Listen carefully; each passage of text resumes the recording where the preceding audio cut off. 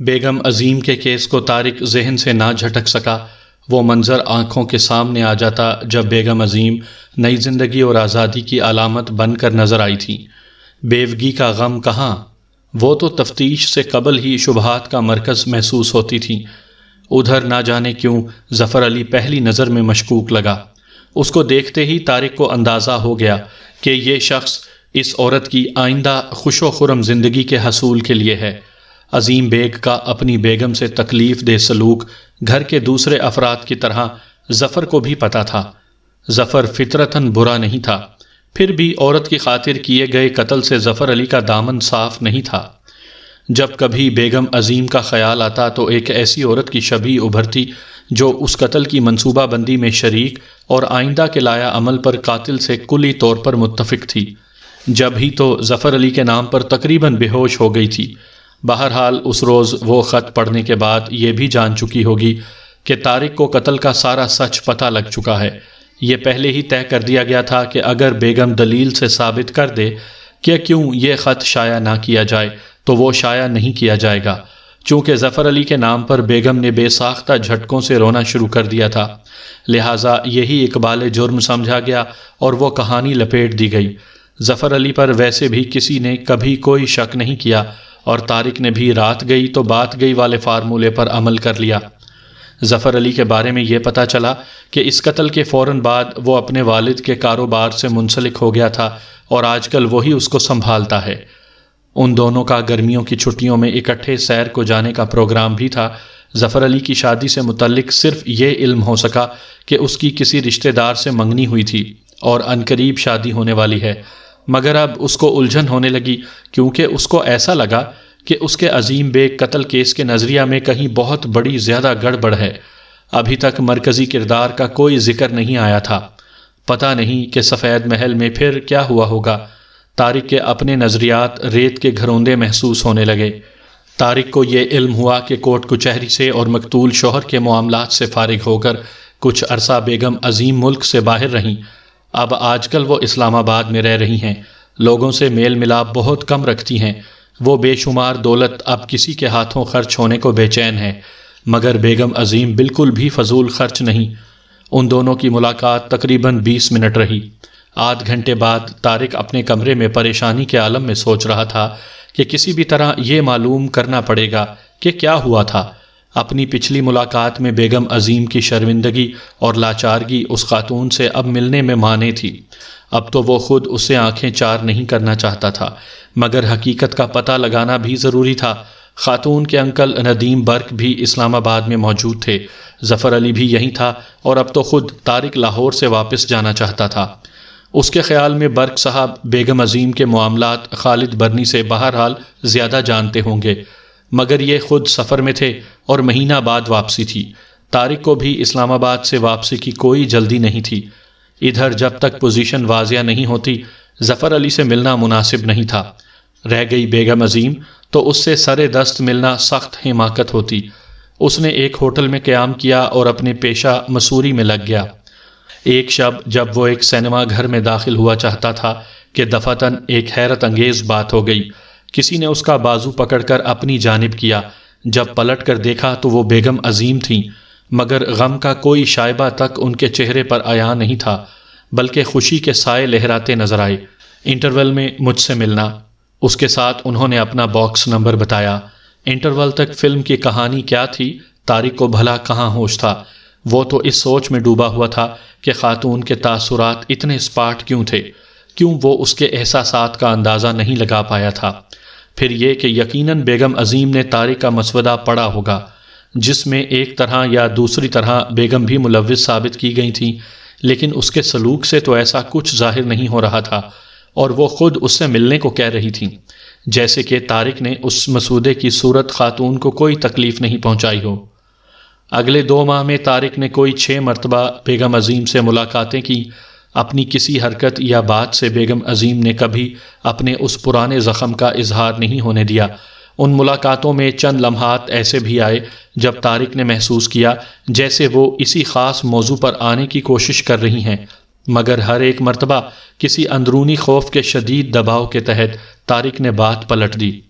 مگر چند روز بعد ہی جب بیگم عظیم نے خط کے ذریعے اس کو اگلے روز ملنے کو کہا تو اس نے یہ چیلنج سمجھ کر قبول کر لیا۔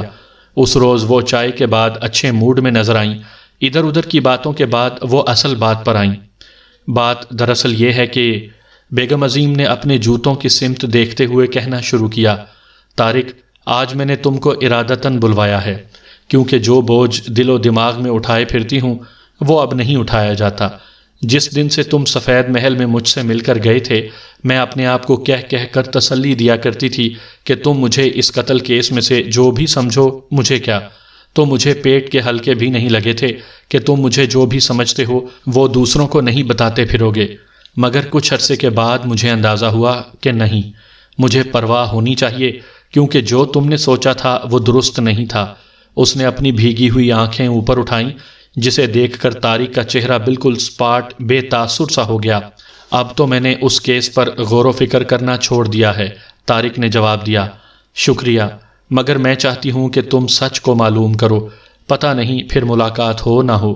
بیگم عظیم نے بہت آہستہ سے کہا، میں اپنے شوہر سے علیحدہ رہتی تھی، جو تم پہلے ہی جانتے تھے۔ وہ اپنے حلقے میں جیسی بیوی چاہتا تھا میں ویسی ثابت نہ ہو سکی تھی، اس لیے وہ خاصا مایوس تھا۔ یہ بھی درست ہے کہ میرا شوہر ظفر علی سے حسد کرتا تھا۔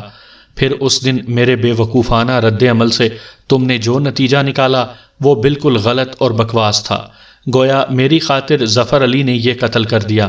لا حول ولا قوت، یہ تو میرے لیے شرم سے ڈوب مرنے کا مقام تھا۔ میرے شوہر کے مجھ سے لاکھ اختلافات اور غلط فہمیاں تھیں جو اس کے ساتھ قبر میں چلی گئیں، مگر یہ الزام، اللہ میری توبہ، تم نے یہ بے شرمی کا سوال بھی کر دیا کہ میرے شوہر کا معتمد یعنی سیکٹری میرا محبوب تو نہیں۔ اس بیہودہ سوال نے ہی مجھے رلا دیا تھا، اور تم نے اس رونے دھونے کو میرا اقبال جرم سمجھ لیا۔ شاید تمہاری نظر میں میں بھی اس جرم کی شریک کار تھی۔ اس خیال نے بھی اس وقت مجھے بہت تڑپایا تھا۔ مجھے اس بات کا پکا یقین ہے طارق، تم صرف اور صرف اپنے قائم کردہ نظریے کے سوا اس وقت کچھ سوچ بھی نہیں سکتے تھے۔ طارق بیگم عظیم کے چہرے سے نظریں ہٹائے بغیر ان کی گفتگو محو ہو کر سنتا رہا۔ اس پاگل پن کے الزام لگنے کی تکلیف سے جب میں کچھ سنبھلی تو تم کمرے سے جا چکے تھے۔ وہ اٹھی اور لکھنے کی میز کی دراز کے تالے کو کھول کر ایک لمبا لفافہ نکالا۔ یہ وہ مسودہ ہے جو تم یہاں میرے لیے چھوڑ گئے تھے، اسے میں نے کئی بار پڑھا ہے۔ واقعات کے تانے بانے بنتے، تفتیش کے لیے قیاس اور مفروضے قائم کرنے، پھر طے شدہ نتیجہ برآمد ہونے کی، دوسروں کی طرح میں بھی تمہاری معترف ہوں، مگر اب کی دفعہ یہ بھول گئی کہ یہ کہانی تو میری ہے۔ میں تمہاری تہہ دل سے مشکور ہوں کہ تم نے اپنی محنت، نام اور کیس کی جیت میری خاطر قربان کر دی، یوں میری ساکھ بچ گئی۔ اگر یہ تمہاری تفتیش پولیس کے ہتھے چڑھ جاتی تو نہ جانے کیا کیا ہو جاتا۔ میں تمہارا یہ احسان کبھی نہیں بھولوں گی، حالانکہ تمہارے غلط شبے سے مجھے بے حد اذیت ہوئی تھی۔ طارق اس گفتگو کے لیے سرے سے تیار ہی نہیں تھا، سر جھکائے بیٹھا سنتا رہا۔ بیگم عظیم نے وہ کھلا لفافہ طارق کے ہاتھ پر رکھ دیا۔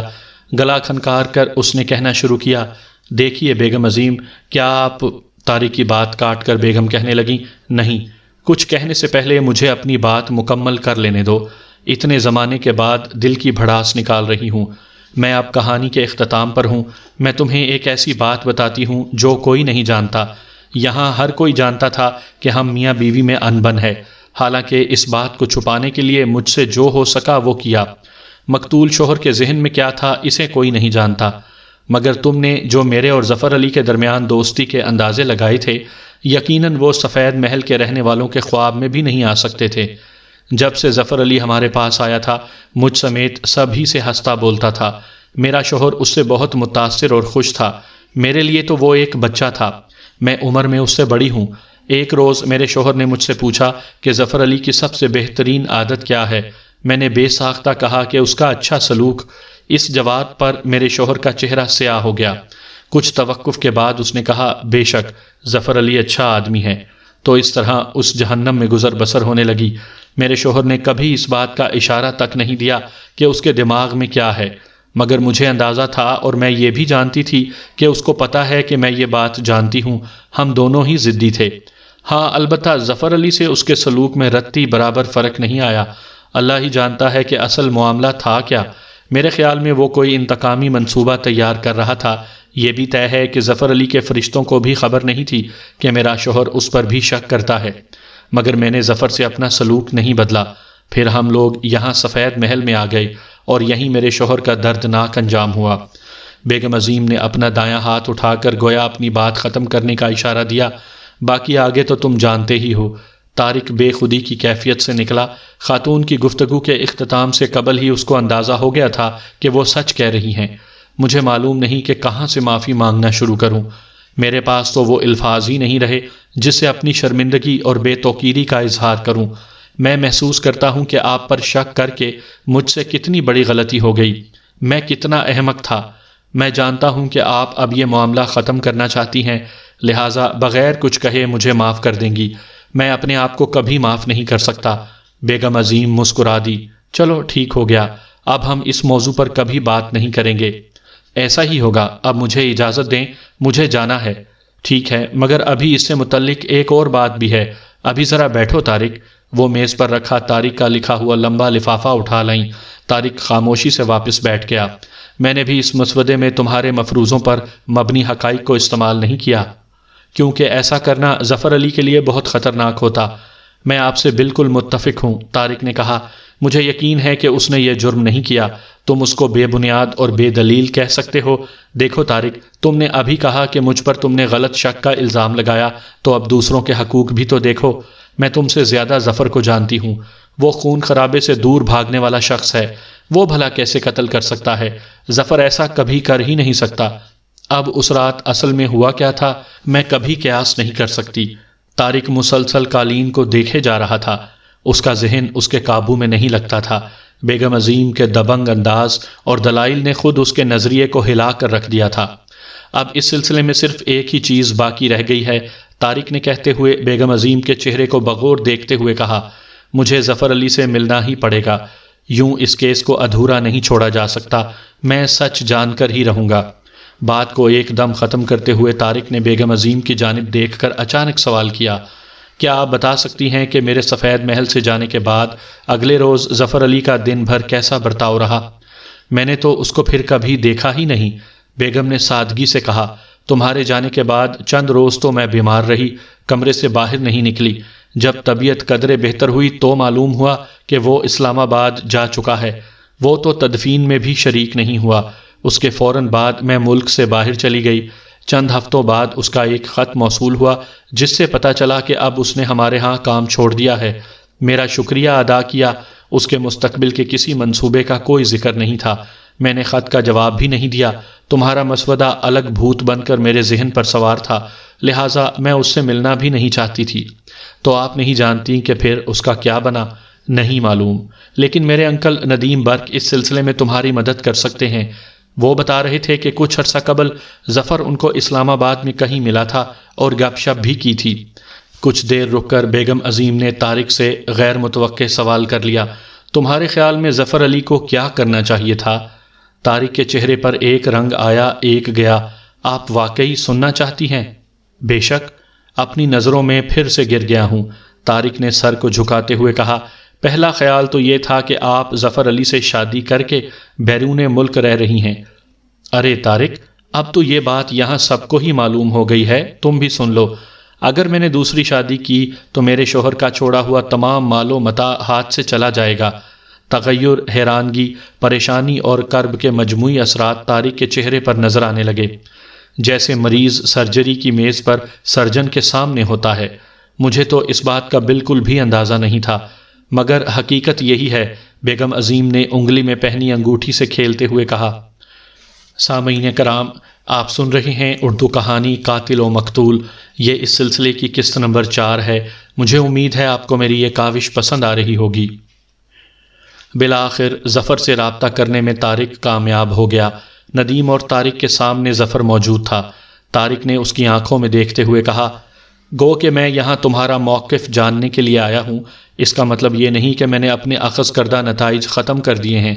طارق نے لفافے پر ہاتھ رکھتے ہوئے کہا، تم یہاں جو کہو گے اپنے دفاع میں کہو گے، تم یہ سمجھ رہے ہو نا؟ بالکل سمجھ رہا ہوں، ظفر نے ٹھنڈے مزاج اور آرام سے کہا۔ عظیم بیگ ایک عام ذہن کے آدمی نہیں تھے، وہ اپنے مقاصد کے حصول کی خاطر بے رحمی کی آخری حد بھی عبور کر جاتے تھے۔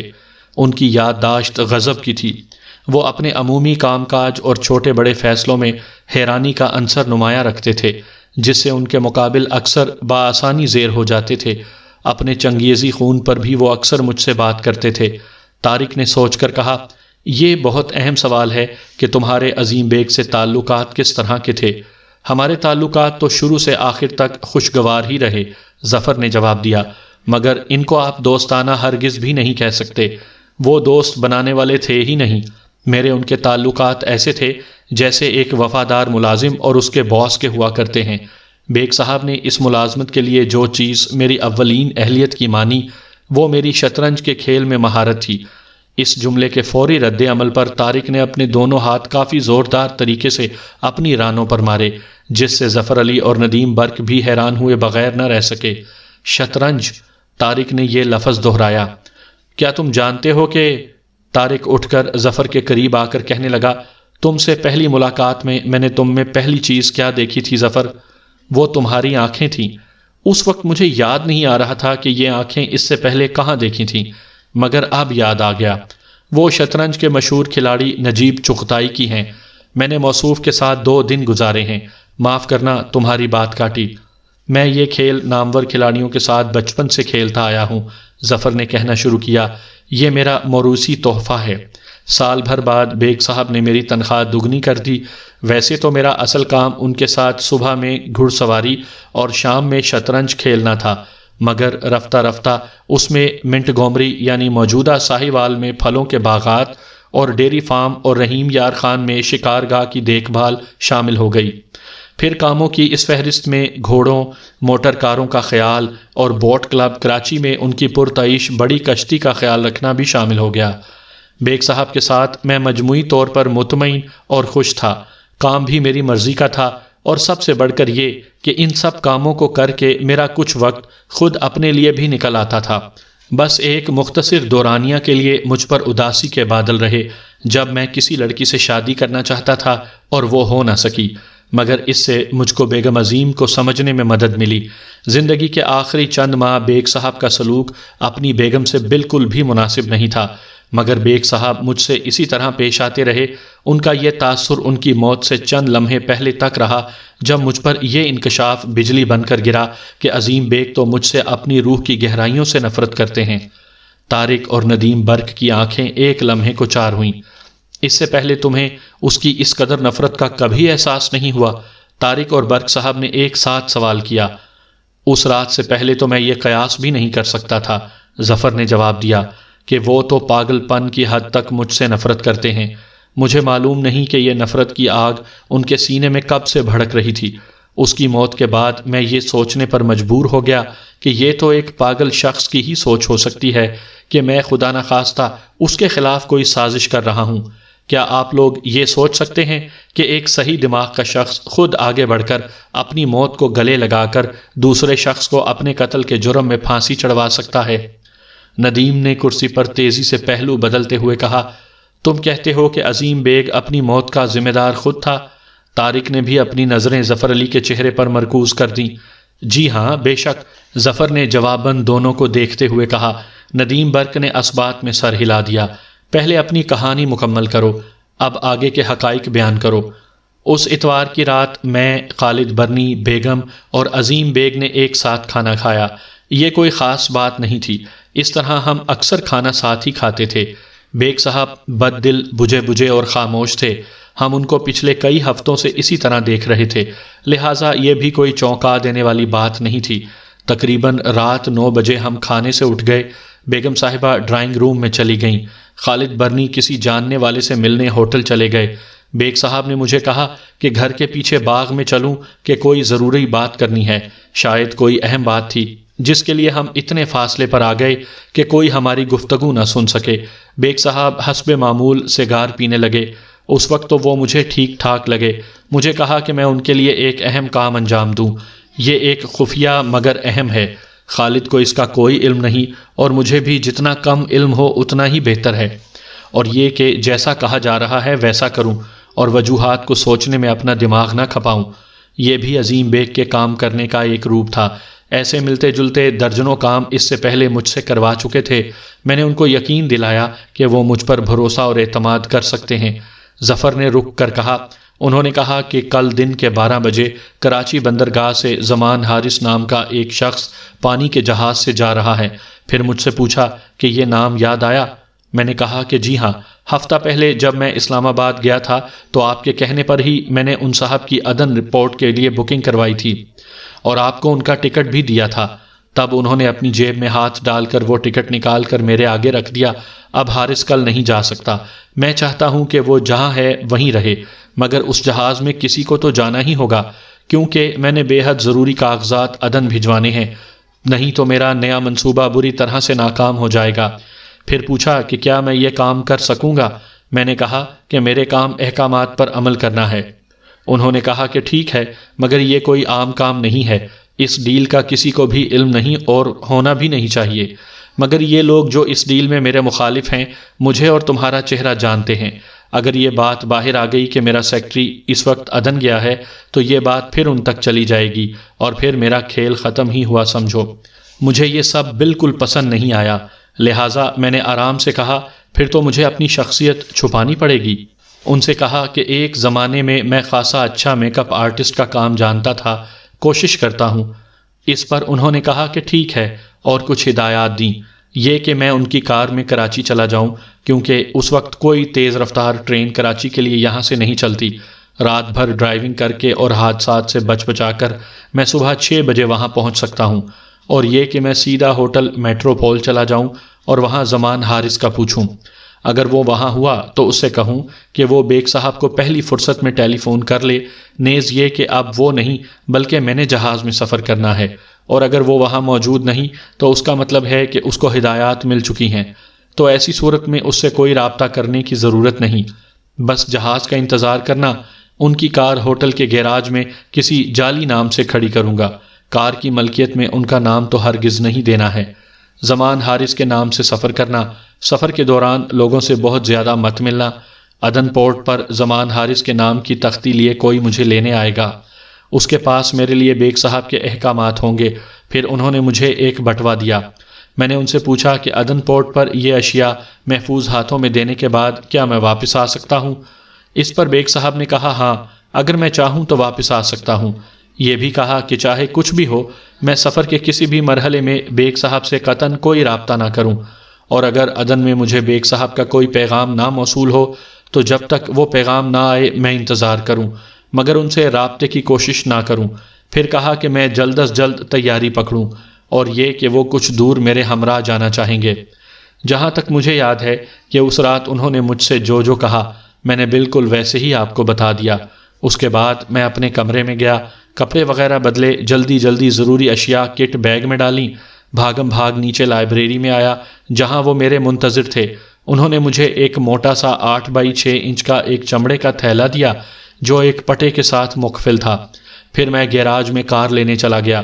جب میں کار کو گھما کر لا رہا تھا تو اچانک ایک خطرناک خیال بجلی کی طرح سے میرے ذہن میں آیا۔ مجھے یاد آیا کہ میرے پاس تو صرف تھوڑے سے پیسے ہیں۔ کچھ عرصے سے میرے پاس پیسوں کی تنگی تھی، میں مانگے تانگے پیسوں سے اور قرض سے کام چلا رہا تھا۔ یہ بہت اہم نقطہ ہے جس کی اہمیت کا آپ لوگوں کو آگے چل کر پتہ چلے گا۔ تو اتوار کی اس شام عظیم بیگ خوب اچھی طرح سے جانتے تھے کہ عملاً میرے پاس پیسے نہیں ہیں۔ بہرحال میں نے کار کو سامنے کھڑا کیا اور لائبریری میں جا کر بیگ صاحب کو اپنی یہ پریشانی بتائی۔ اس کے بعد جو ہوا اس نے مجھے دہلا دیا کہ یقیناً کوئی بہت بڑی گڑبڑ ہے۔ جیسے ہی میں نے لفظ خرچہ ادا کیا، بے ساختہ ان کے ہاتھ ان کی جیب میں گئے، مگر ان کا ہاتھ بغیر بٹوے کے جیب سے باہر آیا۔ میں نے ان کو پہلی بار آپے سے باہر ہوتے دیکھا۔ پہلا خیال مجھے یہ آیا کہ بٹوے کو کہیں رکھ کر بھول گئے ہوں گے، مگر پھر مجھے ایسے لگا کہ ان کے منصوبے پر کوئی فرق نہیں پڑے گا، کیونکہ مجھے یاد آیا کہ پچھلے ہفتے ہی جب میں اسلام آباد میں تھا میں نے کافی رقم بیگ صاحب کے بینک سے نکلوائی تھی اور ان کی ہدایت پر تمام چھوٹے نوٹ ہی لایا تھا۔ مجھے معلوم نہیں تھا کہ اتنی بڑی تعداد میں انہوں نے کیوں یہ نوٹ نکلوائے، مگر مجھے یہ ضرور معلوم تھا کہ یہ رقم لائبریری کی میز کی دراز میں مقفل ہے، اور اتوار کی صبح میں نے خود انہیں نوٹوں کو گنتے دیکھا تھا۔ تو اس وقت بجائے میز کی دراز کھولنے کے وہ مجھے خالی نظروں سے تکنے لگے۔ ان کے چہرے پر غصہ اور پریشانی ظاہر ہونے لگی۔ پھر وہ آپے میں آ گئے۔ انہوں نے آہستہ سے مجھے کہا کہ باہر کار میں ان کا انتظار کروں اور وہ میرے لیے رقم کا انتظام کرتے ہیں۔ میں لائبریری سے باہر نکلا اور وہ ڈرائنگ روم کی جانب چلے گئے۔ میں باغ میں آ کر سگریٹ سلگا کر ٹہلنے لگا۔ ایک ہی سوال میرے ذہن میں گھوم رہا تھا کہ وہ رقم کہاں گئی؟ کیا اب بھی وہ ڈرائنگ روم میں ہے؟ تو کیوں؟ اسی اثنا میں میرا گزر ڈرائنگ روم کی ایک کھڑکی کے بالکل قریب سے ہوا۔